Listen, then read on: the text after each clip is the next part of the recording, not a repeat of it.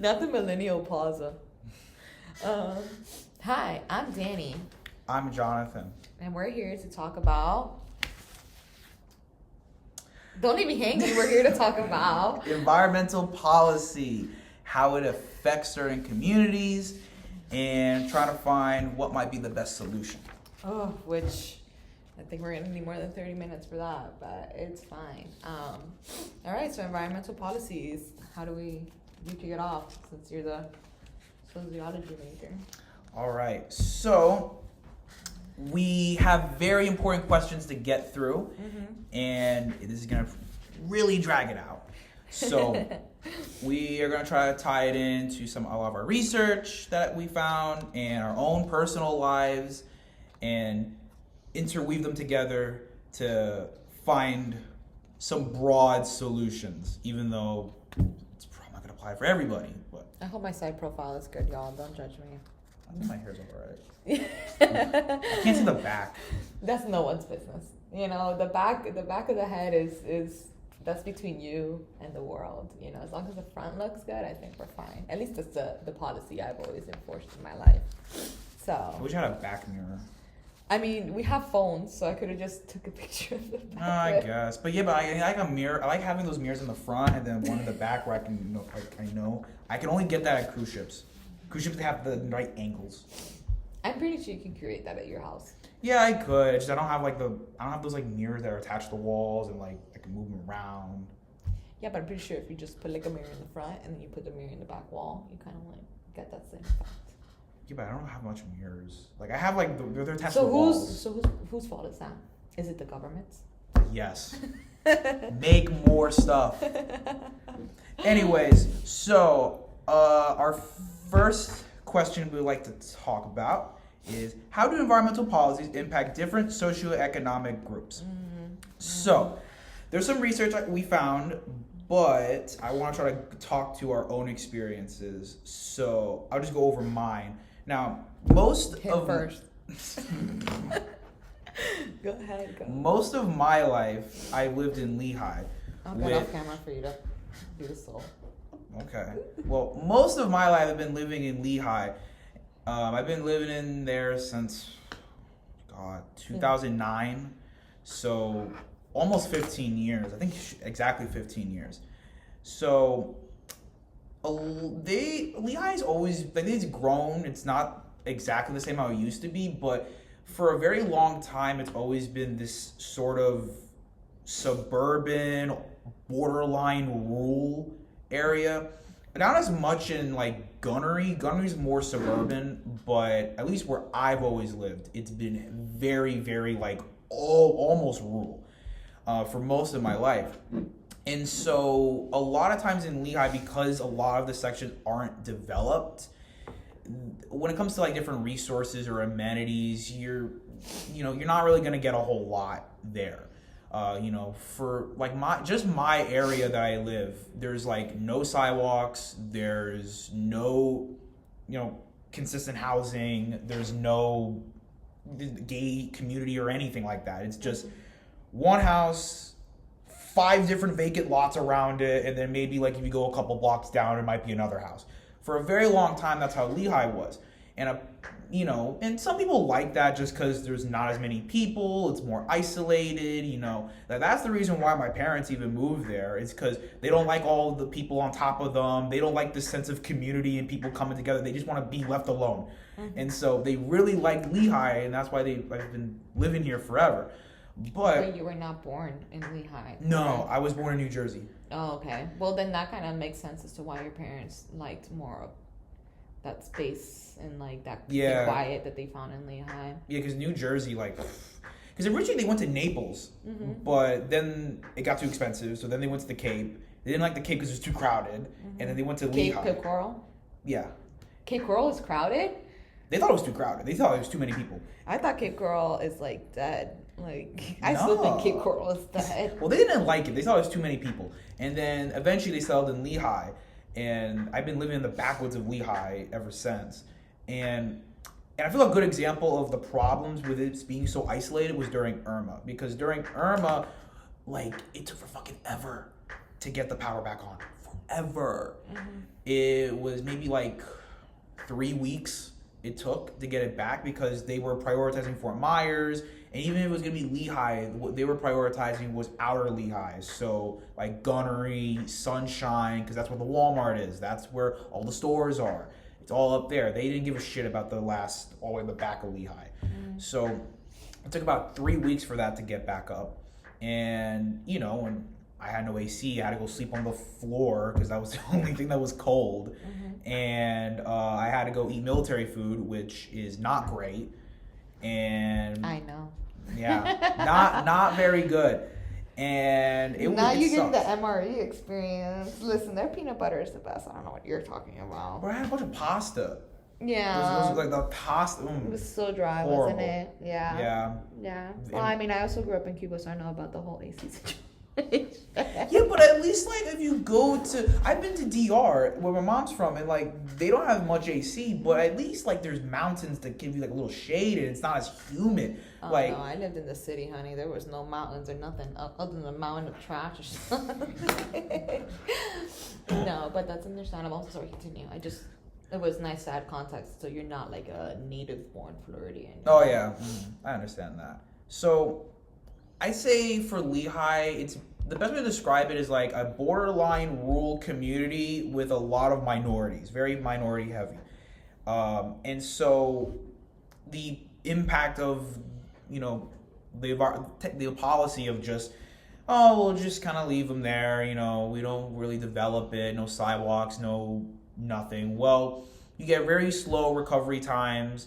No sense of community. Like I remember in one of our group, the other group project that we have to do, there was this, I think it was Chloe, mentioned how there was one community where they shared generators, and that's how they were able to keep the lights on.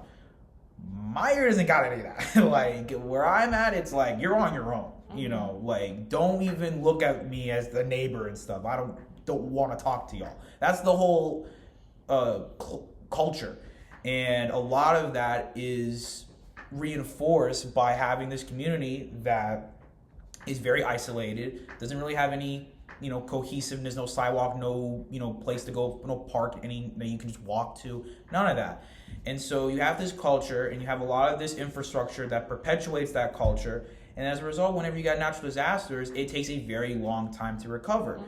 And so that's a pretty direct impact of the policies in my area, in my community, and how it directly affects it. I mean, it's gotten better over time because there's more people coming in. So the neighbors are not happy about that. Oh no. Like literally a couple days ago, the house separating mine from the neighbor that's been there for like past 12 years got knocked down. And my parents threw a shit fit over that because they were like, oh my God, now I can't pee in the backyard. There's all these people out here, like, yada. Like, this is horrible. And then what am I saying? Pee in the backyard. Yes. They have their own shower in the backyard. And they could got away with it because there was a thick lot with thick trees and stuff blocking it. But now that it's knocked down, everybody can go see what's going on in the backyard. So remind me to visit your house and see what's going on in the backyard. Tell them to put trees. They do. I gotta go show you a picture of my garden. Okay, my mom has built a garden for the past 12 years and it is huge, but it's not thick enough because she weeds and, you know, gets rid of plants all the time. So she has some nice big trees, but it's not like enough to block everything. And so you can still see through. And they use the little lot to kind of help them, you know, if they want to go to the bathroom or they want to go use the shower outside. Oh, your parents said we're gonna live this Dominican life for sure. I respect that. I mean, my grandparents had a shower in their backyard too. So. But they're pissed as hell for that. But, you know, at the same time, like when Ian hit, we got our power back in like 5 days compared to the 3 weeks, which is not as bad. So, yeah, you know, there's some giveaways and takes. And what about like the rise like in the cost and stuff like that? You know, like yes, and stuff like that. Our house when we bought it, was only $40,000 in 2012. Of course, okay. And our house is almost 300 now. Yeah. That's still such a beautiful number as a Miamian to hear anything that's $300,000 and it's a house. Mm-hmm. Like $300,000 gets you a rundown townhouse from like the 60s. Maybe. Yeah, but I miss those 40,000. Those 40,000 yeah, days. I don't even think lots are going for that. No, the lots are like 20 around the area. So, and then back then it used to be 40 for the house, and then the lot was probably maybe $5,000. Mm-hmm. That's how it used to be. Now it's ridiculous. Yeah. But so that's the impact of policies on my community. So I'll now let Danny explain how her experiences are. Man, let's say I grew up really in Miami. I mean, when I first got to this country, I was born in Cuba. I came over here when I was like I was like 6 already, so that was like back in 2003. Post 9/11 and stuff like that, which made getting to this country a little, I wouldn't say trickier from what my parents have told me. It was kind of straightforward. You know, I don't know. It was a little bit more straightforward, but there was definitely more like background checks, not just like in Cuba, but also here. But you know, we got here, we moved to the Florida Keys, specifically Marathon, which if you know anything about the Florida Keys, it's beautiful. They care very much about their environment down there, but there's also a lot of rich people. Back then, it wasn't really like that. I mean, you know, essentially we lived in like a mobile home, like a really old beat up mobile home. Like we lived in like the trailer park trash part of Marathon, which if you go, that same trailer park that I grew up in is still right next to the park is right next to the 7 Mile Bridge. So like if you take the 7 Mile Bridge in the Keys, you will see where I grew up. And you know, it was very small. It was a very small community, and the first elementary school that I ever went to, they were so small that they didn't even have like, it was a K-8 center first. They didn't even have like Spanish speaking teachers. They didn't even have a Spanish class. Like they didn't have a need for that because there just wasn't any Spanish speakers really. So that was really traumatizing, but it helped me learn English very quickly. But like I said, the Keys does care very much about their oceans and pollution and stuff like that. So they do enforce a lot of it. You know, so if you're ever fishing in the Keys, if you're ever riding jet skis in the Keys, if you're ever step foot in their oceans, make sure you are on point, because most of the time the police, the Fish and Wildlife there, the cop, like they don't play that. They don't. So I feel like that's a good example of like kind of like a whole community coming together in a sense to protect the environment and protect their wildlife. I haven't been in years, maybe in like the last 5 years, so I don't really know how they are today, especially with all the governmental changes that we've had. So I think it would be interesting to refocus back on that, but whatever. After that, I moved to Homestead. Well, more like a little bit more north of Homestead. I can't even remember where I lived. Like it was like such like a small city, but like it was still kind of like Cutler Ridge, Homestead area. So I'm just gonna call it Cutler Ridge for people that want to look it up on the map.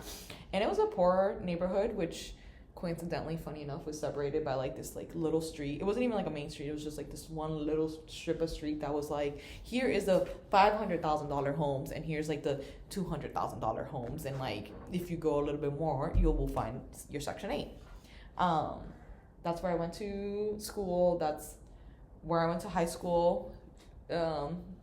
Which my high school was a poor high school. It was mostly made up of African Americans and immigrants. You know, not just like Spanish immigrants. There was a lot of South Asian. Would that be the correct? I think it was like a lot of. Why do I look like that, Jonathan? It froze. Oh my God! I hope that's that's the clip we should show. This is the clip we should put in the class. It's still going and hears us. Yeah, no, I'm cracking up. That should be the picture we use. policies. Okay, we'll use that as a thumbnail. You look like you're being scolded. So yeah, whatever. I finished high school. That was terrible. My neighborhood was dirty. It was poor, and it was full of like literal crime. My school went through a drive-by and a bomb shooting bomb threat all within like a 2-year time period. I watched a lot of my classmates die due to gun violence and gang violence and drug abuse. Actually, the first month after our graduation, one of my fellow classmates got shot in the face at a bus stop because he was being robbed for $10. So, and he had just had a baby. So teen pregnancy was also like a really big issue. 3 months later, I was already in the process of enlisting into the military. I was literally about to leave to the army, actually. One of my other friends was killed, her and her sister, in a drive-by. And literally like a week before I left to the military, one of my friends died in a motorcycle accident under the influence. Like, so it was just, it was kind of like just a bad area. There wasn't a lot of investment in like education and stuff like that, like no one was really paying attention to the high schoolers. Like I always say this, like I can't remember a time when organizations or like colleges or stuff like that came to our school and was like, hey, you should definitely go to school, you should definitely get a better education. Like it was just kind of like whatever. I mean, we did have a lot, and I feel like this could be a whole other different research project. Like we had a lot of military presence in our school. We always had Army recruiters. We always had Marine recruiters. We never had, funny enough, we never really had Navy recruiters or Air Force recruiters. But my partner at the time that ended up enlisting into the Navy, he lived in a higher class kind of neighborhood. So he went to a better school. He actually went to the school that Jeff Bezos went to, Palmetto. They did have the Air Force and the Navy go to their school. So I don't know like what correlation there is there, but it's just funny that like I was in a really ghetto, quote unquote ghetto school, very poor, whatever, and what we had was the Army and the Marine coming through like, hey, sign right here, let's go. So yeah, I did fall into that trap because I wanted to go to college and I wanted it for free. So there was 18-year-old Danny, all 115 pounds, off into the Army because I was like, man, there's just nothing else in this neighborhood that's gonna do anything for me, like what is there to do? By the time, while I was in the Army and stuff, my parents were able to relocate to like the Redland Homestead area, which is more like the agricultural area. There's where a lot of the nurseries and farms are located. And it's kind of like Lehigh, what Lehigh is today is kind of like what Homestead was already during that time, in a sense.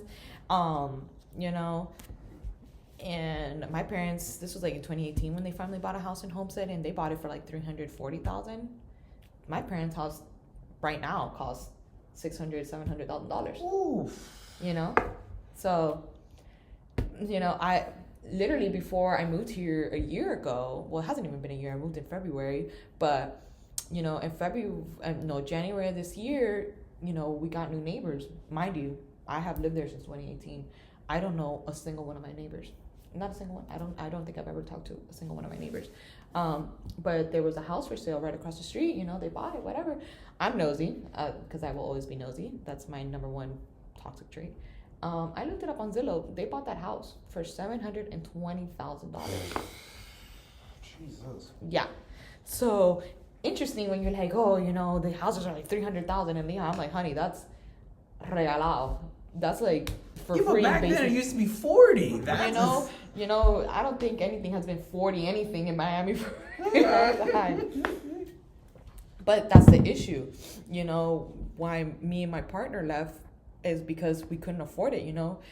We were growing up in this new like era, and I've been out of school since 2016. I've been out of school since 2016. I've been out of high school since 2016, and in that time period, my cousin who grew up here, she grew up in the Lehigh, Cape Coral like area. She's only a year older than me. I am 27, she's 28. She was able to buy her first house at 22. I couldn't even afford rent at 22, and I'm quote unquote a veteran and all this other stupid bullshit stuff, right? That I don't believe in. Don't thank me for my service, guys. I didn't do anything. but that's like this comparison, you know, like she was able to save up and able to buy a house at 22, and you know, when I met my partner, we started talking about like finding rent, not buying a house, we were trying to rent. We're like, how is this physically possible for us unless we just never see each other, because we just got to keep working and working and working and working, you know? So that was it, you know. That's why we came to Fort Myers. And one thing I will say about Homestead, and one thing I loved about Homestead, it was very green, it was very open. You know, you could drive down the main road, which is Chrome, which goes all the way from Florida City to Okeechobee, which Okeechobee then opens up to Fort Lauderdale or Hialeah, depending on the left or right. And it was full of nurseries, and it was full of farms and stuff like that. And now it's like every time you go, every open lot is like Lennar, you know, new apartments coming soon, new townhouses, new houses. And it's like so much of the agriculture is getting eaten up. And then these homes that, you know, that people would go to like try to escape the city of like the city life or the cost of living in the cities, like Kendall or you know, God, Gayocho is not a city, but Little Havana, you know, stuff like that. Oh my God, look, we're back. Hi. You know, they would go to Homestead because Homestead was cheaper, you know. In Kendall, you would get this apartment from like 1970s that's a little run down, and not a little, maybe very, but you know, and it's like $2,000, right? And it's like a 1-bedroom little fucking room like this, and it's $2,000, you know. And then you would go to Homestead and you would find something that is exactly like that, or a little bigger, or even way bigger, and it'd be like $1,100, $1,200, you know. And then what are you gonna do? You know, if you can't afford that, you go to where it's cheaper. But as such is life with everything, you know, the more people that go to it, the more the prices hike up. I mean, when I left in February, there was people, and you guys can fact check me, there was people renting RVs in someone's front or backyard for $1,200. There was efficiencies that barely had a kitchen, you know. It was a fucking efficiency. It was a room in someone's house for that price, because it's overpopulation. Like, where are we gonna go? You know, so who do we blame? I don't know. I say we blame the New Yorkers. Yeah, I mean, you're not wrong. You know, if you don't like you mentioned, you know, if you don't have affordable housing, you know, and a natural disaster is gonna strike, you're kind of fucked. So, and I know, like, even from my experience, like when I've gone back to Miami a couple times, and the amount of homeless people has grown so much. Like, it is. And then you want to tell people, go back to school, get a better education so you can get a better job. How? Yeah, because how do you want me to do that? A lot of it's not attainable. If I'm fighting for my life every day to just put a warm meal on the table, how do you want me to be like, let me worry about this literary analysis for my methods in whatever class about an author that died 100 years ago? That's not important to you. Let's be realistic with ourselves. That's not going to be important to you anymore. It's not. Because you're thinking, I'm hungry, I'm tired. If I don't work X amount of hours, my light's gonna turn off, my water's gonna turn off, I'm not gonna have food. If I have kids, what about my kids? And then we get into the whole, oh no, but you're mooching off the government. That's a whole other arroz con mango, as the Cubans say. But that's just the truth. Like, you want people to, of a lower economic status, to do something better with their lives, but it's like, how? You know, how exactly do you want them to do that if they're just struggling? And you're like, oh, but there's programs. Some of these people don't know about these programs. Like, you know, I didn't know how to work financial aid, what the hell financial aid was, what different types of, I didn't know any of that crap. Like, I had to, you know, as a first generation, I was there like, what is going on, you know? Mm-hmm. I didn't even know who I was supposed to ask these questions to that would give me the answers. Yeah, and that's the impact of the environment, the policies in your area. and that ends up perpetuating a lot of the homelessness and the people not have and the unaffordability.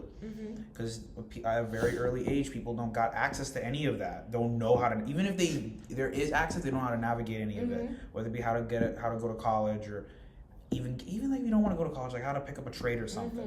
Like you said, like a lot of it's just military recruitments rather than the and college. then you see the Keys, where the Keys, they care. They're like, no, we have to care about our environment and stuff like that. But then what's, like I said, what is most of the population in the Keys? You find older, I'm sorry to say it, white people with money. Of course they have time to care about their environment. Of course they're going to be like, don't fish, don't overfish. But if you're telling poor people that may have lived in the same area, they're like, well, if I don't fish, and if I don't overfish, I'm not going to make money, I'm not going to feed my family, whatever the case is. We're not talking about two different things, because Lauren over here can go and grab her fucking lobster or whatever the case is and afford it and be like, this is like a little treat for me, but fucking Ricardo over here is like, this is my livelihood. Like, if I don't get this lobster, I don't eat, my family doesn't eat. So it's like, of course, when you have the ability and the flexibility to care about these things, you're going to care about them. Just like in that documentary that we saw about the oil rigs in Louisiana. Who cared about the environment? The people that were richer, the people that were not in that community. Even if it's poor people in New York, that's like, no, we need to care about. But that's not your economy, I'm sure those people care about their land, because their land is what's feeding them. But it's exactly what I just said, their land is feeding them. So, I don't know. Yeah. I feel like I just went so intense there, guys. No, you're fine. That's good. That's all good. So, I think we pretty much did a pretty good job at analyzing how those policies impact different socioeconomic groups. And then I think we kind of dabbled a little bit in this, but maybe we can try to be a little more explicit. But our next question we'd like to analyze is... Oh my God, that was only one question. Yeah, that was all one. So no, I feel like we went down all of these. We just didn't say their word, like what they were. Like, what are the social and economic consequences of adopting green policies in urban versus rural communities? That is literally what we touched briefly upon in like the example of the the oil rigs in Louisiana. Like, would that be considered more? That would be considered more of a rural community. Yeah. So here you go. And how what's environmentally best for them isn't going to align with culturally what they want. No, or financially. Or financially what they want, yeah. Financially. Because the same thing's also with Lehigh, too. Like, Lehigh, so many of them are there because they like not having a bunch of people around them. And so there's that kind of culture and that incentive to not really help each other out whenever environmental stuff happens or a natural disaster happens. And because of that, it's cheaper. And so they like living there because of it, even though it might not necessarily be the best for them environmentally. And so that's an example of a suburban area. And then in an urban community, and this is where I think we can tie back to the two articles. So there's one by, I think, Sharkey. Sharkey, I think I'm saying it right. Sharkey, yeah. So where they talk about how, and then the same thing with Levine too, how they talk about the importance of nonprofits and community-based organizations in trying to address a lot of the infrastructure that leads to a lot of the problems, environmental problems in urban communities. And a lot of it has been shown to be a very positive effect. With the nonprofits, they ended up lowering a lot of the crime, especially since the 90s, because when it spiked in the 90s, and ever since it's been dropping off. A lot of that is because of the nonprofit work. The CBOs, a lot of times they build, they will help build roads, or they'll help improve education, give better education opportunities. And then a lot of that is going to definitely help them when it comes to, getting more money for a better education, so they can make more money in the future, and then that helps them, again, if they're wealthier people, you can increase the property taxes, then you can spend more and invest in the community for infrastructure to better combat any environmental damages. And that also ties in with the education consequences that you wanted to talk about, and that, you know, if you don't have a lot of those investments in the community, like, you know, if those programs aren't there, you're not really going to get a lot of that. You're not educating them. Yeah, you're not educating them, and you're not going to get a lot of that sustainability. Like, that you I never knew about like what was going on in Louisiana. That was presented to me through education, through my ability to have the access to get an education where that broadened my perspective. You know, like, if I would have never had access to that, what the hell would I have known about what's going on in Louisiana and these oil rigs or none of that, you know, stuff like that. So education really is a gateway for you to not only care, but for you to know what you're supposed to care about, you know? Yeah, I mean, just look at like the incomes versus if you go to college versus if you just get your high school diploma. Yeah. Like, you're gonna make more money if you, on average, if you go to college. Yeah. Like, there's or develop a trade, you know, like I always tell even people, that, like at least. Listen, like college isn't for everybody. I mean, I'm sitting here in college and sometimes I'm like, I don't think college is for me, you know, but there is, I feel like it's so important. I don't know, I'm huge on like get an education, like take time to get an education, to know, to learn, you know, like I get it, not every single problem in the world that you encounter you're gonna have a solution for it, but I feel like it's important to know that it's going on. It's, you know, I feel like there's no satisfaction in being ignorant or thinking like, well, you know, I can't do anything about it, so what? I don't need to know about it. Like, there's no point in doing that. I feel like it's important to know. And even if they don't even go to college, like, if you increase people going there, like, because I know it's not going to solve everything, like, even just having those community investments, like you said, not just plopping the military all the time, like, putting like universities to go out there and like do some kind of project in high school, or like all those CBOs and those nonprofits, like actually invest in those things. CBOs are community-based organizations. Yes. I don't feel like we told you that. And that also ties into like community cohesion and resilience, because like if you have this community where, you know, if you live in a community that isn't, you know, don't have a lot of those investments, whether it be infrastructure or education or nonprofits or any of that, like, you're just gonna get a situation like Lehigh where like nobody really gives a shit. And so whenever natural disaster happens or whenever something bad ends up hitting the community, it's gonna take longer recovery times. It's gonna take forever to rebuild stuff. And that presents a lot of problems with it environmentally.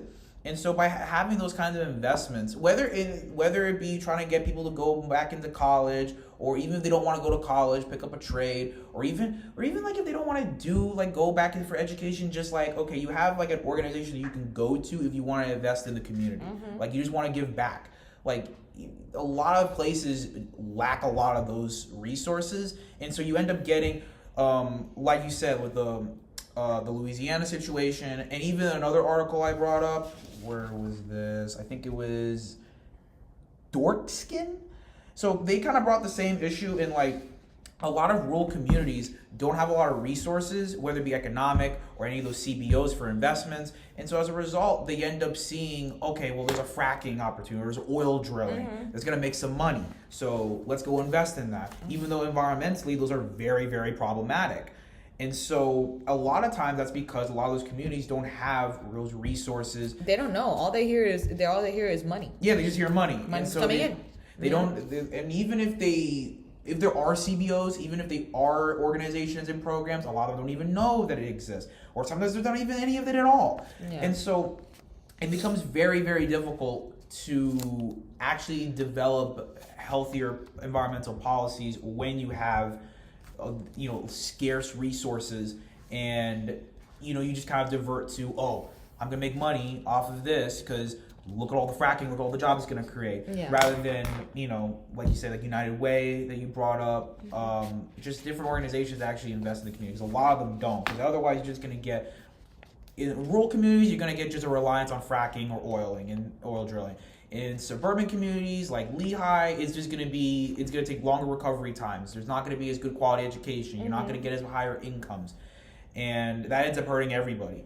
And in urban communities, I mean, like you said, like I mentioned with the CBOs and the nonprofits, I mean, your crime's probably going to go up because a lot of the crime went down from the 90s because of a lot of the nonprofit action, a lot of the state and public partnerships that were invested.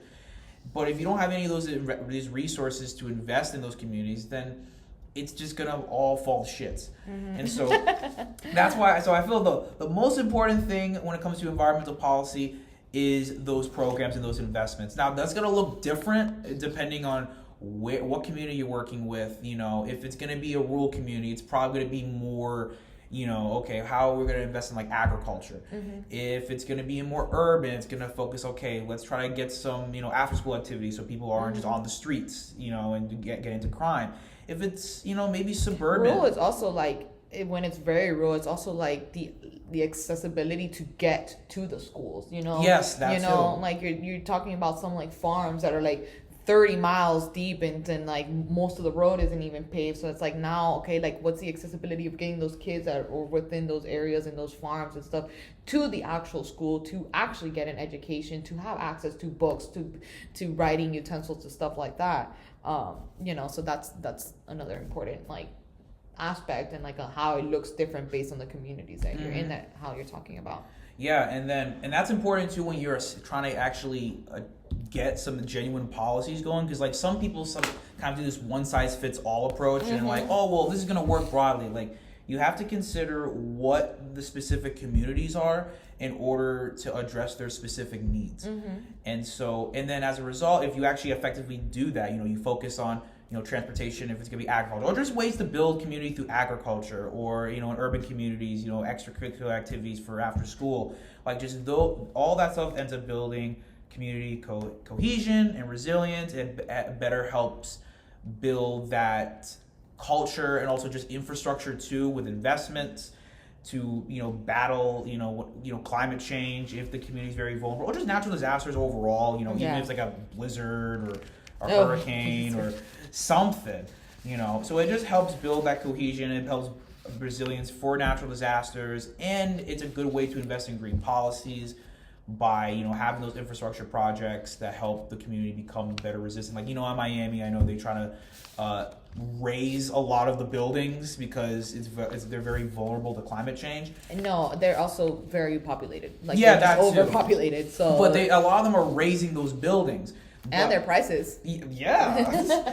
But the thing is that I remember a lot of those investments don't get support from the state government because they have to do it all on their own because the state government doesn't believe in climate change or doesn't want to say it's climate change. And so as a result, they have to fund it on their own. Yeah. You know, and then that ends up hurting everybody, you know. But it's fine because there's a lot of millionaires, billionaires, and scammers in Miami. So. Listen, I have a lot of Miami lore, okay?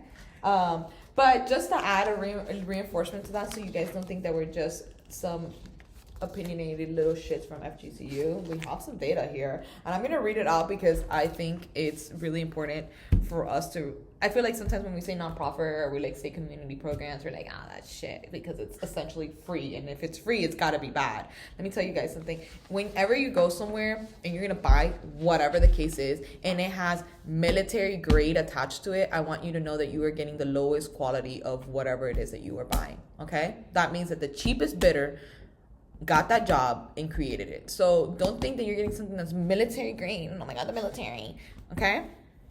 Just gonna put that out there. So essentially stuff that is free or just because it's overpriced does not mean that it is good. Like, you know, just because you could get this bag that is $100 or you could get this bag that's $300, the $300 one has to be better. It's not always like that. It's not a straight fire guarantee. So I feel like there is kind of sometimes like that bias, like, oh, if it's a community based, if it's a nonprofit, it's not going to be good. They're not going to care, whatever the case is. I feel like that's a stigma we got to get over quickly, you know, for it to actually work. But this study is by Sharkey, and it is the community and the crime decline, the casual effect of local nonprofits on violent crime. This is the connection to crime and sustainability across various communities, and the role that local nonprofits organizations played in the national decline of violence from the 90s to 2010s, like Jonathan has said. So they provided shelters, they were giving out food, infrastructure improvements, just creating new social services. And right here, this is a direct quote: "Our models of long-term change over more than 2 decades indicate that every 10 additional community nonprofits in a city with 100,000 residents leads to a 12% reduction in the homicide rate, a 10% reduction in the violent crime rate, and a 7% reduction in the property crime rate. When we model year-to-year changes in the prevalence of community nonprofits, we find that every 10 additional nonprofits per 100,000 residents leads to a 9% decline in the murder rate, a 6% decline in the violent crime rate, and a 4% decline in the property crime rate."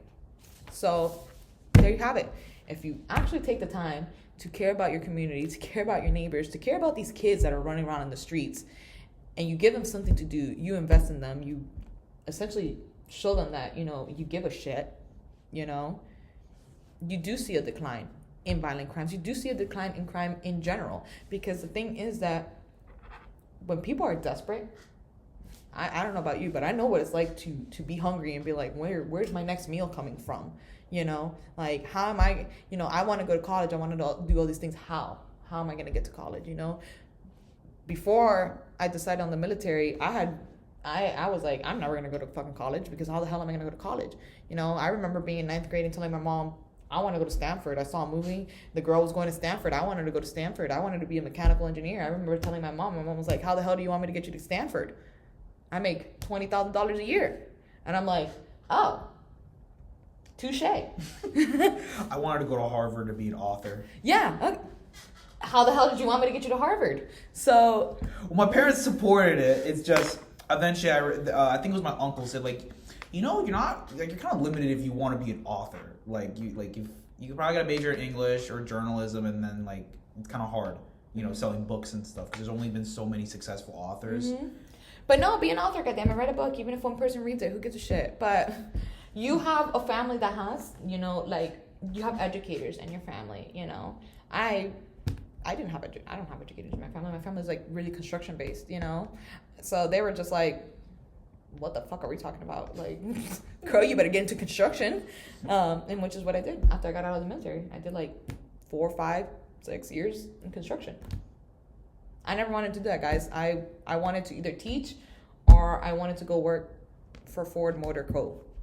and work on cars. Like, nowhere in that did construction fit. But that's just kind of like what I'm saying. Like, in where I grew up, there was a lot of violence. There was a lot of miseducation. There was a lot of teen pregnancies. Why was there a lot of teen pregnancies? Because no one knew what the hell. They just knew sex. They didn't know any other consequences for it. Nothing. There wasn't sex education. Why is an 18-year-old kid getting robbed by gunpoint at a bus stop over $10 fucking in the hood? Like, it is what it is. So I feel like there still is that stigma that, like, we don't want to care too much about nonprofits, because if it's free, it's got to be shit. But that's just one stigma we're gonna have to get over, guys. So volunteer, goddammit. And well, the school already forces you to, so you're stuck. But when you volunteer, actually give a shit. It's actually really rewarding. I know that sounded sarcastic, but it is very. Tell them, Jonathan, it's very rewarding. It is very rewarding. I actually did do United Way too. That was also an education, but, like, I'm biased. I work at a school, so.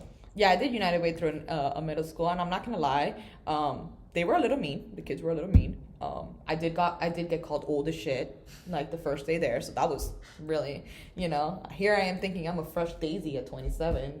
No. This little girl looked at me and she was like, 27, you're old as shit. I was like, okay. You should have gone to elementary. They're sweeter. I'll just go crying. They're sweeter. You should have worked with because me. she did. She's like, no. And the thing is that it's so funny because, like, I don't know. I think that I'm, like, still very hip, but, like, they were dropping some, like, lingo there that I was very lost. Skibbity, huzz. I don't know, but she looked at me and she said something about my tattoos being it or like fire. I don't know what the hell she said to me, but she said that she liked my tattoos. I'm like, I clarified. I'm like, are you saying that you like my tattoos? And she's like, yeah, duh. I was like, okay. I mean, if you could, they're sweet. They're nicer in elementary. They're a little wild because they're. But I don't want to. to. No, I don't want to. I don't want to. I feel like my high school was ignored because we were poor, and I don't want to do the same. So my next volunteering partnership through United Way is trying to get into a high school. You know. If I heard Dunbar is very good when it comes to like structure and like having being on top of. I heard that too. I heard that through United Way as well. So yeah, I heard Dunbar. They're very like on top of their kids. Yeah. So do it. Don't be afraid, and stop focusing only on little kids. What about high schoolers? You know, you only have 4 years to kind of like essentially whip them into shape and then send them out into the free world. Mm-hmm. And that free world could involve them joining the military at 18 years old. I had no business at all with a gun at 18 years old at all. Like a semi-automatic weapon, honey. It was like a bull in a china shop. Like there was no reason I had access to that. Elementary's better. All right, so we could go with this. You want to do the second journal article? Oh yeah. Okay, so the second journal article, I just had a brain fart. It's by Levine from 2016, and then it's the public school education over here. Hold on, I gotta sound this word out. The privatization. English is not my first language. God damn it. The privatization of political representation, community-based organizations, CBOs, as non-elected neighborhood representatives. And this is basically the political power nonprofit community-based organizations, CBOs, play in urban governance. Your turn to read, because now I feel like I have a lisp and it's on camera. So I wrote down, the research found that these organizations have more influence and power in poor urban neighborhoods compared to elected representatives. Although these neighborhoods gain better access to resources, they lose their ability to better hold elected leaders democratically accountable. Politicians exchange with CBOs, as CBOs provide elected officials with reliable voting constituencies in exchange for service contracts. So the whole point of this piece was to highlight kind of the important, it feeds on the previous article, talk about how nonprofits ended up decreasing a lot of crime. CBOs kind of operate in a lot of similar ways. You know, they invest in the community, they help build roads and fix infrastructure, or they could be like United Way and go straight into the schools. And so the point of this article is to show the consequences of that and how politically, through their work that they provided, they actually got more power than the elected representatives. Mm-hmm. Even though the elected representatives, aren't as democratically accountable compared to previous generations, the CBOs definitely are viewed much more highly than the elected officials. Yeah, because they're the ones in the neighborhood. Yeah, because they're ones in the neighborhood and they're actually investing in it. Do you know who? Wait, Fort Myers has a governor. Not a governor, a mayor. Yeah. Who's the mayor of Fort Myers? Nobody knows. Nobody knows. Who's the mayor of Fort Myers? May probably knows, but most people probably Who's the mayor? Does Naples have a mayor? Do you know if the thing is that's funny is like, do you know if these places have mayors? Do they have or if they're not a mayor, what are they called? Even who are they? The elected representative like Byron Donalds is ours in this area. Like, who the hell is Byron Donalds? What does he do? He's kind of famous in right wing circles, but he's only. Let me get off camera for that eye roll. He's big in like right wing circles, but like I can see why people want to start podcasts. This is fun. It's mainly like him hanging out with Trump and then talking about like the importance of like black education and stuff, but like. Not as much on like Southwest Florida though. It's very like national politics. You know what? Period. There should be more focuses on black education. There should be more focus on minority education as a whole. But also he's our representative. Like so, he probably should focus more on local issues. That's what I'm saying. So like, what are you doing for me locally here right now? Yeah, most of the time he's talking about national politics. Yeah. So once again, I see why. Like you're gonna care about, the person that is in your community center and, serving your food, caring about your children and stuff like that, because that's the person that's essentially in the trenches with you, not some snazzy, millionaire guy that has, He hanging out with Trump for like the past 6 months. He wasn't like. People interpret that. People actually, you know. Yeah, because now there's kind of like this like you know, there's like this question that is going to be raised, like, okay, well, if, you know, how much do you care about me as, you know, an immigrant student that goes to FGCU? I'm a first generation. I mean, I'm technically not. I mean, I am an immigrant. I just that so happened that I finally got my paperwork. You know, what does that mean for me? You know, like, do you give a shit about me? Do you not give a shit about me? Like if you gave a shit about me, you'd probably be over here talking about something or doing something. You know, so I don't know, y'all. So to wrap this up, I want to read this last paragraph because I think it sums it up. Of course. It sums it up the best. I'll go all the way over So here. you're fine. Sociologically, these resources are wide-ranging, and many of them apply to environmental issues. This resource exchange policy encompasses how communities become resilient against natural disasters and climate change, whether it be providing shelters, food, or improving the infrastructure. This also covers educational resources and economic opportunities through the CBO itself and its projects. That perfectly sums up both of those journal articles. Which I know you wanted to, which I believe you said that these two sources now bring up another question that you have written here, which is public-private partnerships a good thing? Is this the best policy to address environmental issues? And now there's a word here that Jonathan is going to explain to you because he likes to be smarter than all of us, and it's called neoliberal. Go ahead, Jonathan. What is neoliberal? So neoliberalism. So sociologists do not like neoliberalism for the most part. But neoliberalism is this general idea of trying to get less government and to do more private, let the private sector, private markets, free market kind of do more of their own thing, not have much state involvement, or even if it's going to be state, maybe like state and public and private partnerships like the CBOs. So there's definitely more of an emphasis on markets and not as much on the state. And so a lot of the nonprofits and a lot of the CBOs are a lot of them are rooted in neoliberal policies. I think it was the it's the second journal article brought up how over time there has been a growing shift towards relying on private and public partnerships rather than just having the state involved, because in previous decades it used to be more of the state getting involved and trying to regulate or do some kind of program. But ever since the 70s and the 80s, it's really shifted more towards public and private partnerships. And so how the exchange goes that the second journal article was talking about with the CBOs is the CBOs will give them the elected officials a pretty solid constituency that will vote for them, and in exchange, the politician, the elected official, will send them contracts so they can go do investments in the community. And so that's the overall exchange process and how it operates. And it puts more of the power and the responsibility on those CBOs and less on the state. And so the overall idea I like to talk about is this really the best policy for addressing a lot of community issues and, as a result, environmental issues that might be resulted through natural disasters or climate change, whatever it might be. So what do you feel? I feel like that was a lot of words. Those are big words for Elmo. Okay, so we're discussing a public and private partnership, and you're saying which one is the public? It's the community based, or is that the private? The public, it's like CBOs and the nonprofits. Those are public-private partnerships. Public-private. Whereas that's like United Way, all those organizations that help. Whereas state involvement's more like direct FEMA aid. Not like, it's going through this organization or this organization, like direct FEMA aid. So that's kind of the difference. One's more state, one's more private-public partnerships. Yeah.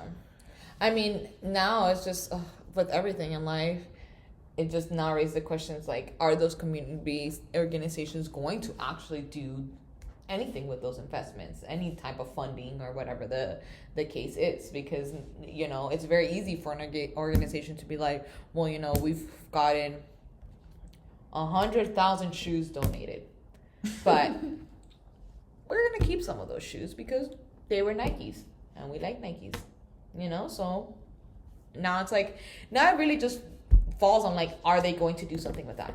You know, is United Way utilizing 100% of everything that is given via whatever type of way that it is given to effectively assist the community that they are in? I mean, I feel so, just because in the second journal article it was talking about how they have way more power and sway than an elected official. But that's dangerous. There's definitely there's definitely implications with that, but I feel like that's more of a reflection that they're actually doing something rather than compared to the politician, the elected official. You're a sociology major, so now it's like, I hate to be the bearer of bad news, but like, what if I'm like, you know, I have more sway because, you know, I am a community partner, and, you know, I've been providing you free food, and I have improved infrastructure, and, you know, I got little Debbie a good education and all that stuff, and I'm like, hey, you know what, for the next presidential election, I want you to vote this, this, and this, because this, and this are gonna get you what you want. So it's like, now if the governor of Fort Myers, who once again still don't know who that man is like, no, we should do this and this, and he might be 100% correct. Well, there's never anything 100% in politics, but let's just pretend he's 100% correct. If we vote on the 3 policies that he said are gonna help us, are really gonna help us, and I say no because one of those policies is gonna make me lose 15% of revenue or whatever the fucking case is, like, so I don't know. I feel like it's a slippery slope. I took one philosophy class where I learned that. One intro to philosophy class later. So do you feel state initiatives are better? Because I think there has to be a very strict collaboration between the both, and there has to be very strict monitoring of it. I feel like there has to be what is it called? A checks and balances between the two, because I feel like when you give anything too much power, it will be corrupted. It will just become corrupt. Do you feel that it creates more bureaucracy if you have to go check and have another body to go overlook if this relationship's fine? Yeah, and it's really annoying, but like, goddamn, I'd rather go through 5 different fucking people to make sure that this shit is getting done right than going through... Then I kind of leads to something. Okay, I got this in theories class. So takes one theories class. So there's a theory with Max Weber talking about why there's so much political polarization, alienation today. And he puts more of the blame on bureaucracy and how government and corporations have become more complicated with all these different bodies. And as a result, it leaves a lot of people out from the political process because there's all these different bodies and rules and all this stuff that it kind of shuns them out. And so my question is, well, by adding this agency, do you feel like that would make it more difficult for people to feel more connected with their government, feel more connected with their CBOs, or is that really gonna... I feel like our government should make a bit better effort to be involved in their communities. Like, you're like the governor of fucking Florida. You should probably come into all of the communities that which you govern, because you govern all of us essentially, and you should know what the hell is going on in these. Do you think the governor of Florida has ever been in Lehigh? I know he's been in Fort Myers, not Lehigh, though. I doubt it. But I get it. You're one person, okay? So you can't divide yourself in 17 or 1,700 different ways. But the people that work within your party should be able to know what the hell is going on in the state that they are governing. So I feel like in general there should be a better effort. How? I don't know. I'm just one lonely English major, okay? Maybe if we put an agency that's like the middleman, and it's like, hey, you need to do your shit like this and you need to do your shit like that, maybe that won't make people feel less disconnected. Maybe not. But I feel like there has to be a collaboration between the two, because if not, I feel like you're gonna get one stigma, which is all nonprofits, community-based shit, it's free, it sucks, it's ass. And then it's like, oh, but the state doesn't give a shit about you, like, we don't want the government in our business. So it's like... Well, I can also see, like, it from a more conservative perspective. Not like, I'm thinking more conservative, like Canadian. So... Canada? Canadian. Oh, I heard Canada. I was No, Canadian. I was like, what is this new word that we just invented? No. So, for the CBOs, okay, from, I guess, a more, like, textbook conservative perspective, if you're saying, okay, the CBO is helping the communities, they gain more power, they've helped them a lot, there's clearly results, so why should we kind of tinker around with this and add some bureaucracy to it? If right now what's currently going on is fine? Like, why should we kind of like get ourselves involved with that? But is it fine? Well, what you brought up is not wrong, but they will probably say, well, as of right No, now. absolutely. And I'm going to be like, also, you're arguing with one lonely college student. But is it fine? Realistically, it's like, okay, so if you think that it is fine and anything that I'm saying is not correct because I'm just one person experiencing one basic timeline and one experience in a community, then it's like, okay, well, then let's do the research.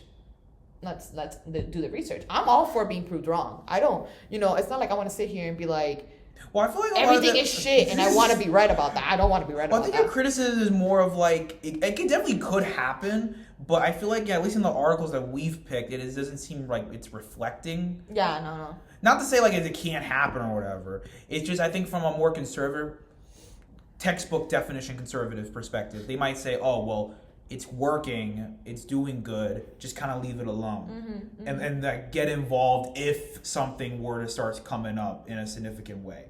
I've always not like that because I feel like, okay, let's get involved when it gets bad, but it's like sometimes you get involved when it's bad and it's like, damn, and then you find out it's been bad for like X amount of years and you're like, oh shit, and it's like, yeah.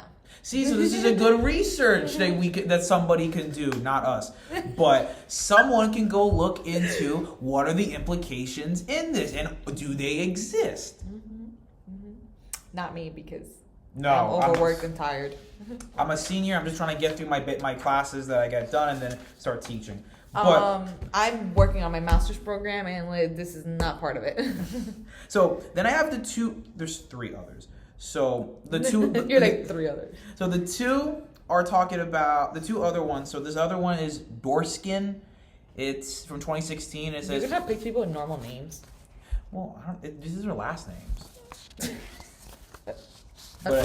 Shit, go ahead. But the title is "Whose Backyard and What's at Issue: Spatial and Ideological Dynamics of Local Opposition to Fracking in New York State." Which, hold on, I'm just going to summarize what it says up here so then you can go read into that. Which basically, Dokshin explores rural support for fracking despite environmental risks, emphasizing economic hardship and educational disparities. Now we're going to read more about what all the hubbub I just said in there.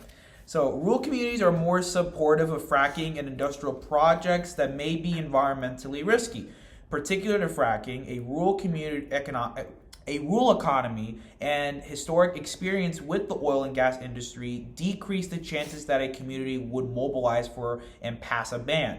In the rural economy of upstate New York, many large landowners better fit the profile of land rich but cash poor. So these results may also reflect findings from previous studies, e.g. Wright and Bowden 2012, that experience of economic hardship leads residents to emphasize economic benefits over potential cost of risky projects. This approval for projects, despite the risk, highlights the effects of economic and educational opportunity disparities in rural areas. Such inequalities lead to this environmental policy of risky projects gaining support. The dynamic showcases the production of policies and the potential negative effects it has on the environment. So, in other words, like we mentioned earlier, when there's not enough investments in a community, there's going to be a host of different problems. And in the context of rural communities, they're going to be more likely to want to invest in a project that is going to be environmentally risky for them, whether it be oil drilling or fracking. They're just trying to survive, man. Yeah. They're just trying to put money in their pockets. They're literally just trying to feed themselves and their families.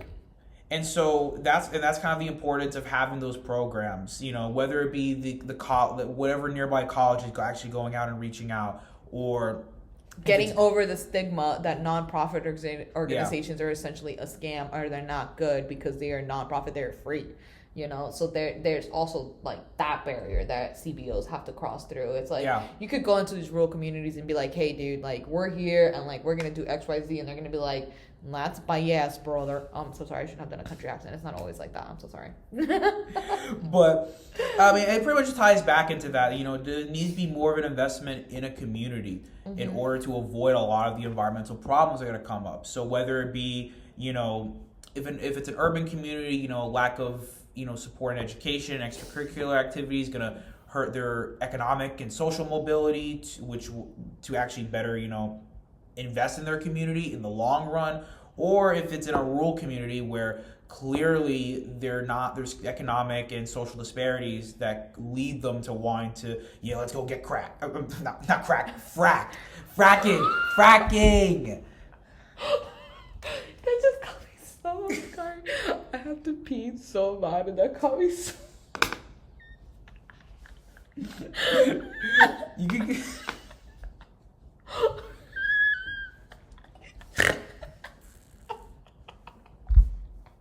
You said it. And you said...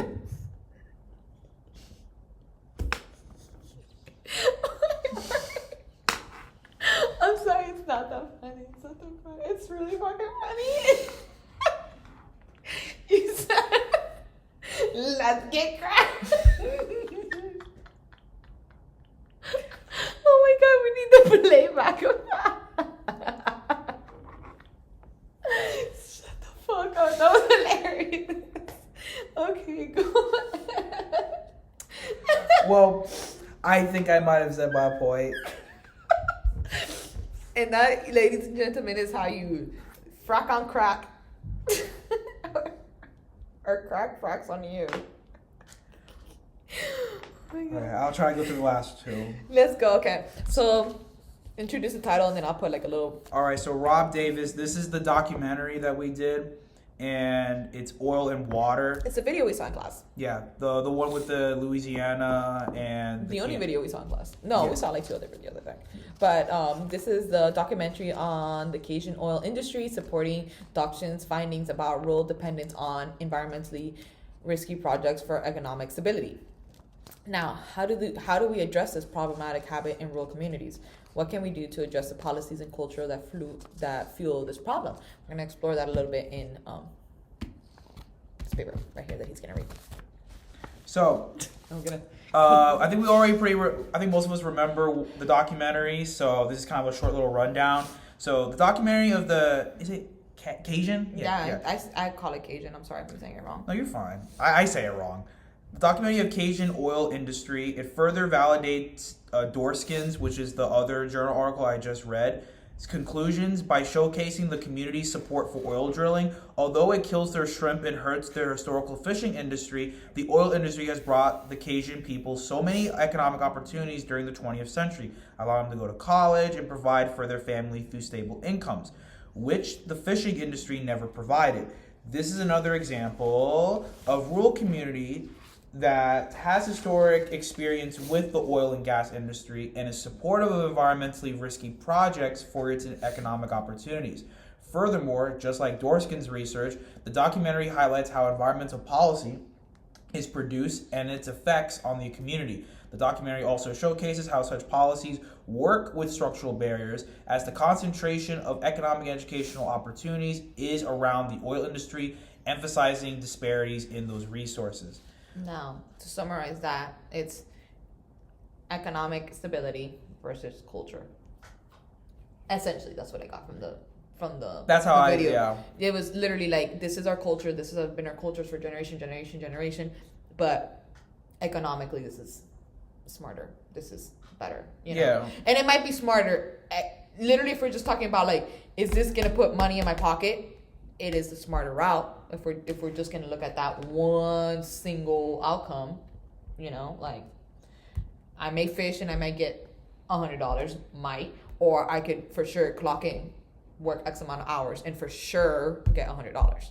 So I felt like that video, and that documentary really showcased like, here's economics versus culture, like who is going to win, Yeah, and it all ties back into investments in communities and how, again, when there's no investments and resources are scarce, whether it be urban or whether it be in rural or even in suburban areas, it's gonna lead to problems. And how it's gonna manifest is gonna differ. In the case of rural communities, it's gonna be, they're going to want to do more fracking projects. They're going to want to drill more oil because, they see it, as a big economic opportunity, which it is. And Homestead. I'll tie right back to Homestead right now. Homestead, why is a lot of like the greenery, a lot of the areas where there was farm, where there were trees and strawberries and just nurseries and stuff, why is that getting overrun by new developments and stuff? Is because essentially what's going to happen is those homes are going to be more expensive, those apartments are going to be more expensive to rent, and it's going to drive up more the property tax income or whatever that it's getting. So why not do it? You know, you got Lennar, which I hate Lennar. Do not buy a house built by Lennar. Like I don't know. I just hate Lennar. I don't like them. And that's like just my construction background a little bit. I've worked with Lennar before. Shit. Essentially cardboard. With fancy decorations, but they have this power. You know, they're gonna build these communities, and they're gonna come in and they're gonna be like, hey, little farm dude, you have this land right here, and I'm gonna offer you $1 million for this farmland. You know. And the guy's gonna be like, well, $1 million is $1 million, you know? Maybe his culture is, I've had this land for generations. And I've seen it. I literally can look up like a Google image of a house that's right next to where my parents bought their house. And it's this old little stone house. It's been around for years and years and years and years and years and years. And what used to surround it was a big empty field, and right next to it, a little ways down, was the cemetery. And no one ever really touched that area because who the freak wants to live next to the cemetery? Well, we got apartments facing them now. And they tried to buy him out. The dude said no. This house has been in my family for generations. Like, no. And they were like, okay, fine. And they built an apartment to the left, to the right, all surrounding him. They basically encompassed his house. Why? Like, what was the reason? You know? Like, I'm not saying that he's extremely poor or whatever, but like, I mean, let's be realistic. If you have a multi-million, billion-dollar company coming in and being like, well, I want this, they're most likely gonna get it. So. Yeah, and that kind of ties into, like you mentioned with the property taxes, like where is that money coming from and how is it being used? Because that goes back into the urban issue too, where, yeah, even if you do invest in it and you do give all these education programs that create more economic mobility, then you also have to question, okay, when eventually in the long term, when they do get higher incomes, and it is not just like gentrification where some rich guy from California comes in the community, it's actually community wealth being generated. Then you also have to ask the question, well, how are the property taxes getting in, where is it coming from and how is it being used? Properly used? Yeah, is it being properly used? Why is there still a pothole on this road that has existed for years and years and years, but that house that is in front of this pothole used to be $200,000 back in 2017, and now it's $600,000. And the same thing also even applies to even rural communities. The same issue too. It's like, even if you do invest in them, okay, well, how is the investment being done? And that's a tricky thing too, because then it's like, oh, well, there needs to be more, oversight and stuff. And it's like, well, then you got the bureaucracy issue.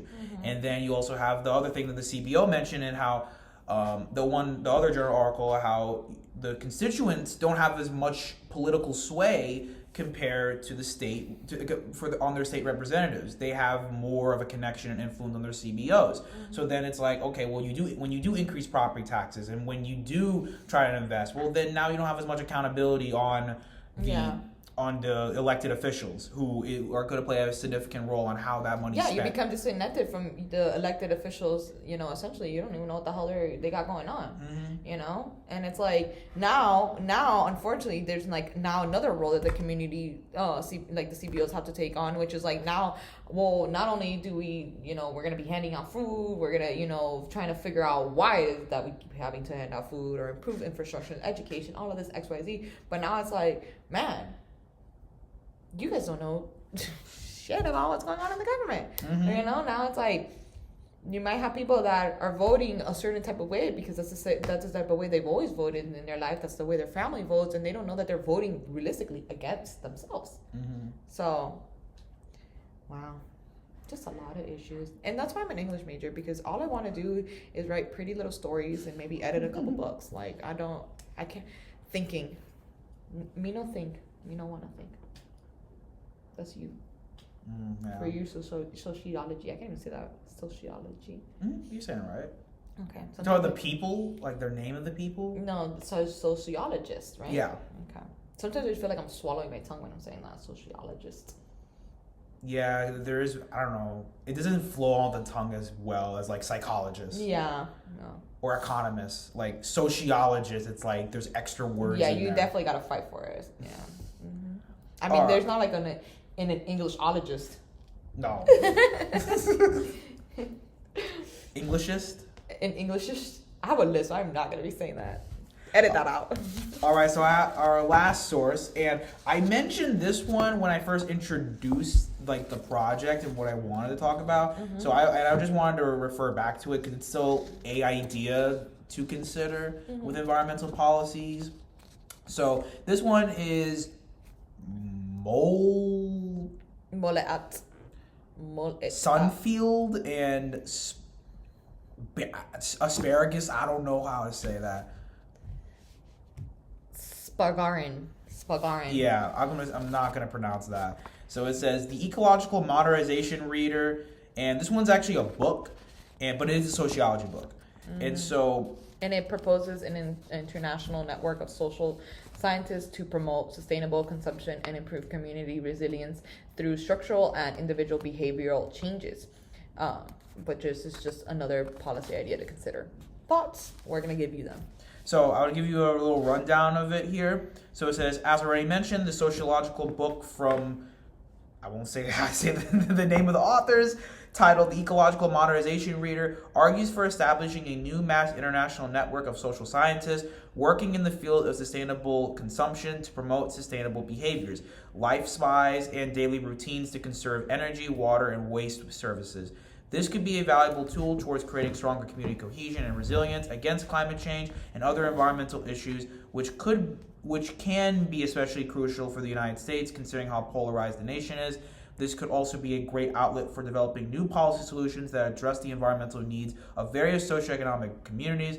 It also incentivizes the importance of changing individual behaviors in order to improve structural dynamics, aka structuration theory.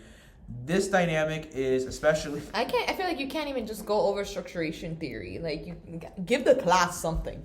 Structuration is this idea that there's a loop between your individual actions and society structures. So, for example, there's this general society norm that... if you are female, you gotta do feminine things. If you're masculine, you do these masculine things. So, and that's the general norm. But a lot of times we perpetuate those norms through our daily actions. So if I go tell my child who might be, maybe wants to try something more feminine, but they're, biologically a male, by me telling them, no, don't play with the Barbies, go play with the Transformers. Well, my individual action is both a reflection of societal norms and assumptions, but by me doing that action, I end up perpetuating it. And so it kind of feeds into itself, where your individual actions are influenced by the structures, and through your actions, you end up feeding that structure. So it's a loop. Which we can tie that back essentially kind of to like some of the stigmas that we will see in the communities, which is like, like if the government and if they're giving it out for free, then it has to be bad. It's like, where did that idea generate from? Like neoliberalism. Who taught you that? Reagan. Yeah. Like who taught you that realistically, like, or anything realistically, like, I don't know. I'm trying to think of like, when we talk about gender reveals, which are very popular, blue is a boy, pink is a girl. Who decided that? Quickly, someone tell me right now. Who decided that blue was for boys and pink was for girls? I don't know exactly who. It's crazy because it used to be reverse. Apparently, pink used to be a masculine color. And who woke up one day and decided that pink was for girls and blue was for boys? And we used to put male babies used to wear a dress. And Parliament used to be in wigs. Well, Parliament's still in wigs, but I mean, our handy dandy founding fathers, my boys were up there and powdered and some wigs. I think that was because they had some like there's some weird health issue for that one. I don't know what it is. If it was Was it lice alopecia? I don't know, lice or something. There was a big issue, and so Yeah, of course there was lice. so powdered wigs helped combat it. Listen, so there was like I'm a going to medical tell you issue. something right now. I grew up in Cuba. I was born in Cuba. The first time I ever got lice was in this country. I did not have lice in Cuba. I got lice in this country. So what the hell are you guys doing over here? So, and then the last couple questions I have, not a couple questions, a couple sentences. This dynamic is especially critical to analyze and address, this is talking about structuration, considering how so many people in the United States believe in the seriousness of environmental issues in their community, but do not favor increasing property taxes or coming together as a collective to address those environmental issues. Highlighting the country's hyper-individualistic culture. An international network proposed by, I'm not saying the name of the authors. Wait. It's Mol et al. And others. Yeah. Could be a helpful addition towards combating the cultural norms and individual actions of people that make it difficult for environmental policies to be reproduced, implemented, and cause a positive community impact, whether it be urban, rural, minority dominated, etc. You guys aren't gonna listen to this and not give a shit, okay? You know, because I'm sitting right here and I'm having a hard time giving a shit. No, but it is kind of like, it is a point. I feel like your culture does, you know, your like environment shapes you a lot, you know? And it's like, there's one of my interviewers, one of the people I interviewed, my interviewees, I hate that word. One of the people I interviewed actually brought up kind of like an idea that I kind of can relate to. I don't know if anybody else can, but like I grew up in a not so good neighborhood. And a lot of the time when I was growing up, I heard a lot of people say, well, I mean, this neighborhood is shit, so why am I going to invest in it? You know, why am I going to give a shit about, you know, what that school looks like, or if we should paint that church, or if we should paint that house, or we should upkeep our lawns. Like, this neighborhood is shit. You know, like, I don't care if there's a bunch of trash everywhere, you know, it's already a bad neighborhood. There's a bunch of poor people, like, so it's like, it's kind of like this idea, you know? So now I see that in in the community that I live in. When I moved in February, you know, I felt like it was a decent community, you know. A lot of people that were more, what's that word when you live somewhere for a long time? Like, you're homesick? No, not homesick. You're like a resident of, you're like a long-term resident. You're like a, you know, like you live somewhere for a long, like you lived in Lehigh for a long time. And if I were to move to Lehigh, but what would you be? Like someone that's been like a long-term resident there. Yeah. Hey, Jonathan, you always have big words to spew to the class, and now he doesn't have any words. I don't know what word you're talking about. Okay, so people that have lived in the community a long time. Senior citizen? I don't know.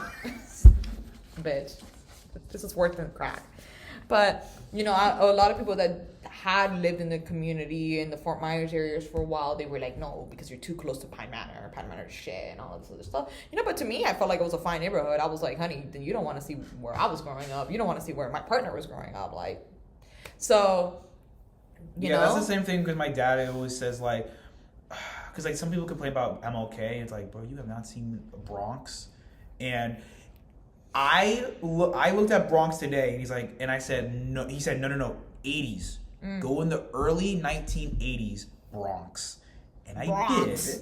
And it looks like Iraq. It looks like a bomb went off. It is not pretty. And I'm like, oh, yeah, this is the reason why he thinks this is nothing. That's why I think back of like Florida City. Like my partner was a cop in Florida City. Like Florida City is a fucking shithole. It's a shithole. There's always constant shootings. There's always constant like domestic violence. There's a bunch of Section 8. Like it's a poor, dirty little city. You know, I'm sorry to anybody that is from Florida City. You know, like I didn't say that not good people come from it, but like he was a cop there, and he was like, and there was community organizations actively trying to work within the community, but the community already had kind of essentially like the stigma. I mean, I participated last year when his police department did like a turkey giveaway or stuff for Thanksgiving, you know, whatever. And we all know the stigma on police officers. We're not going to get into that, but you know, whatever. And I'm there, you know, with the police department. We're handing out turkeys. Literally my husband's like 3 people waiting for me. And this lady comes by and I hand her a turkey and whatever. And she looks at me and she's like, this little ass fucking turkey with all the fucking money these fucking police officers make. I just want to let you all know that they are paid based on where they work, you know. So if you're in a shit little city that barely has any money, guess what? Your police officers, they're probably getting shit paid anyways. Like, it's not good pay. But I was like, okay. I'm like, do you not want it? And she was like, of course I want it. And I was like, it's free. I'm giving you something for free on my own free time, my own free will.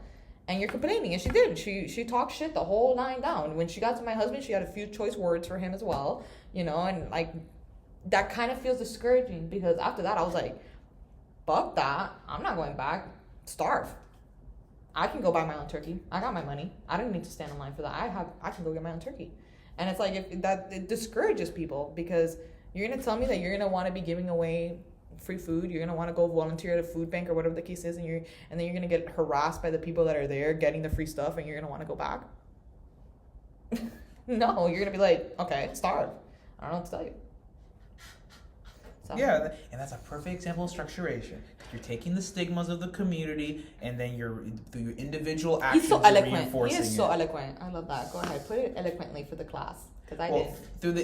Because there's always these stigmas, the individual ends up reinforcing them. They have these preconceived notions, and through their individual actions, they reinforce them, and then it just feeds. And it's just cycle. a constant cycle. Mm-hmm. You know. So that's a perfect example of that. And then who said we weren't gonna talk? Look at that, an hour and a half. That's wow. You're gonna have to sit through all of that and see which one you're gonna have to grab. You know that, right? I could sit with it through you if you send it to me. I don't know how you're gonna send bless it. my soul. I'll find a way. You're like, yeah, bitch. You're gonna have to watch this. Back to the last article and what it's supposed to. The main point.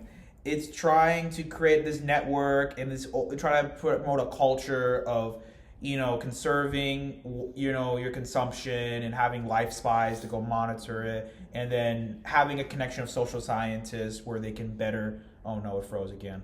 You can use all the frozen screens. Well, then the last part is having a group of social scientists to promote this, to promote environmental cleanliness and, different policies, and so do you feel that this could be a effective policy? Because for me, the only issue I might see with this as a potential solution is that it's very broad. And, there's specific needs that certain communities are going to have. And this whole idea of you're going to have life spies to go monitor, you're going to have this group of academic experts. What the hell is a life spy? Like someone's gonna watch you and make sure Oh my god, no! I hope they don't. I thought gonna be like some random person. It's gonna be like a friend or like your relative. Yeah. There's gonna be monitoring. How? But and I hate. I mean, I don't know. It's like a gym partner. They're supposed to motivate you to continue going to the gym. So in this case, my thing would be who's paying for that? Well, they're talking about energy consumption. Okay. Maybe you probably shouldn't leave the water. My dad has an issue of leaving the water on while brushing his teeth. Oh, why? I think it's a bad habit he picked up as a child, and he just has not gotten rid of it. God, that's so annoying. And so I keep on telling him shut it off, So stuff like that to correct, and then, or just I just don't know how that would be possible. I mean, it's possible. I think for some families or some households, but in other cases, what if you're living on your own? Yeah. Jonathan, listen, love you. This is amazing, but I've been holding in my pee for the last hour. Go. Listen, I'll go explain it while you go take a break. God. Now I have to walk to the other side of the fucking universe to get this awesome. All right, I will explain. So, in my opinion, I think I kind of mentioned it. I just feel it's a little too broad.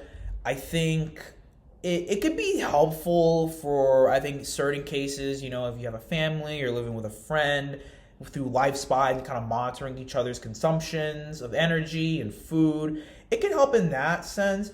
But again, there's different cases, if you're working all the time, it's... you're not, or maybe you work remote and you live on your own, there's certain cases where that might not be the case. Or sometimes you're not informed to know, what's environmentally best or what's not environmentally, great. And then trying to apply it to other people, because sometimes it doesn't work, because you don't have that knowledge to make those judgments. And so I feel like it's very broad, and I feel it can be a positive on a grand, broad scale, but I feel like, again, if you're in rural communities and urban communities where you don't have that, there's a lack of education on a lot of these topics, it makes it very difficult to be that life spy and to make those individual decisions that try to break down stigmas and barriers and try to feed into new narratives that to better invest in the environment and to take matters more seriously. Which goes back to the structuration theory. It's very difficult to do when you don't have that academic and educational support to do that. And so I feel that's probably the biggest issue I might have. Again, I feel like it's a great idea, broadly speaking. I just feel like there are, again, certain communities and certain situations where that might not be the case. Because I feel like a lot of people do understand, like, yeah, I should probably, shouldn't shower in the hot water for like half an hour. Or, oh, I probably shouldn't be, eating at McDonald's all the time. Like, there's certain things that, like, people get and understand. And so through that knowledge, they can make the necessary adjustments. But there's levels to this, there's different degrees and that knowledge. And so it sometimes makes it very difficult to actually do those environmentally friendly things the best when you don't have enough knowledge to make the best judgments. So that's probably the biggest issue I have for, again, certain communities and in certain contexts, it might not be the best. But I feel like it's a good idea, broadly speaking, ultimately. So I don't want to completely trash on it and say, like, oh, screw this and yada, yada, yada, And then the idea of, like, social scientists coming together to promote sustainability and kind of create a group for research purposes, I think it's actually a great idea, because, and I think this is a positive development. There is more of a merge and focus and prioritization on interdisciplinary studies and interdisciplinary research. I think that's a positive development. I think that's a great thing. And I feel like something like this, where you have social scientists coming together, I think falls into that general trend that we've been seeing. And I think it's overall a positive. I feel if you're going to create this network of social scientists, sociologists and environmentalists, trying to combine them together to build this more interdisciplinary work, I feel is great, and I feel like it could be a great way to promote new solutions, get new perspectives, and really create, that multi-perspective, multi-layered approach to solving a lot of our issues, And I feel like that could be a great way to you could probably get a better production process of environmental policies and applications of it. So I think it's a great idea, and it could be a great outlet to, again, going back to our main research questions, it could be a great outlet to find policies that create that community cohesion and resilience and, try to cater them to urban and rural needs. Or the different socioeconomic groups and understanding, okay, well, this is the current policies they're doing. This is how it's perpetuating it. Well, here's a new policy through our interdisciplinary group to try to better get those different competing perspectives and to really create a better, more comprehensive solution. So it can help, create more effective policies for urban and rural communities, address environmental justice and inequalities better by being more comprehensive, whether it be through education, agriculture, regular, 9-to-5 jobs, whatever it might be, or even crime, So it's a great way, I feel, to broaden perspectives and to have a more multi-level approach to trying to create solutions. So I feel like it's a great outlet for that. Again, the specifics, what to do for this community and what to do for that community is going to definitely differ. And just like we just mentioned before, how to invest in an urban community is going to look very different from investing in a rural community. Rural community is going to be more on, agriculture or trying to get that transportation for faraway schools, things of that nature. Whereas urban communities can be try to build some extracurricular activities and things of that nature to try to keep people off the streets. So, or homelessness, trying to provide that food and that shelter. So again, how it's going to look is going to differ, you're probably going to focus more on that shelter and that food in urban communities, whereas in rural communities, a lot of them are, again, land rich, but cash poor, like the other article mentioned. So definitely more of a focus on the agricultural components of that, because it plays a big role. So, welcome back. I'm back, class. So I was just kind of wrapping up the last journal article and connecting it to all our research questions that we have.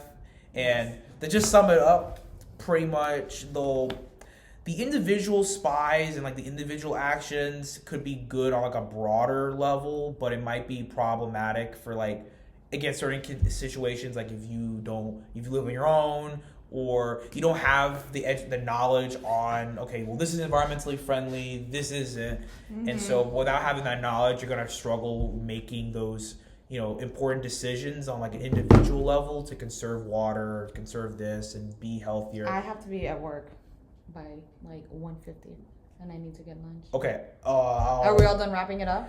Yeah, I'm pretty sure. And then the last part is the interconnecting, like, having all the social scientists come together to, build better research programs. I think that's a good thing to kind of create more comprehensive solutions because you get different perspectives. Okay. But, so I feel do you have Grubhub? No. Shit. I was going to order Grubhub from the thing. I'm just going to have to go in there and hope to God that no one else is there in the cafeteria.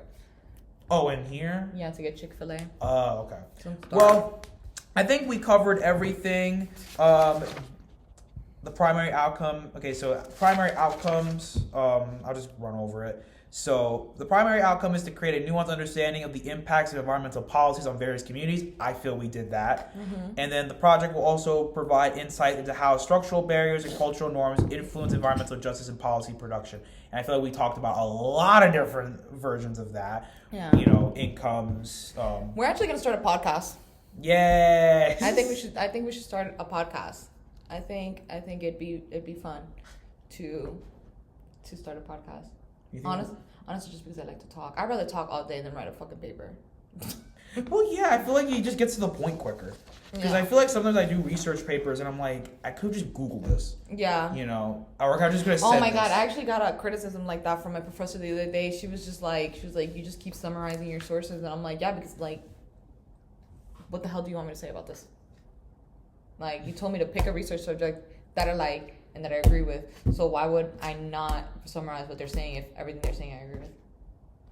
I mean, I guess I'm just going to elaborate off of it, but like... Yeah, like, that's what I was trying to do. But essentially, like, when you elaborate, it's just like, I went to the park. So I woke up in the morning and I felt like I wasn't getting enough fresh air, and I've kind of been at home for a really long time, like the last couple of days. I spent a lot of time inside. I wasn't prioritizing my mental health. So I felt like, you know what, I'm going to get up, I'm going to get dressed, and I'm going to go outside. I'm going to get some fresh air. And then I remember there's a local park by my house. It's the same thing. It's the same thing. Just a lot of extra words. That was a good one too. Okay, well, guys, I'm leaving because I'm hungry and I have to work because I'm poor. Yeah, my job's done for the week. They're on break. Good for you, Jonathan. I worked on Friday. I sent you my kiddos. And they were killing it. Thank you. They were killing it. All right. Not each other. Yeah. They were phenomenal. Stop gun violence. All right. Bye. Bye.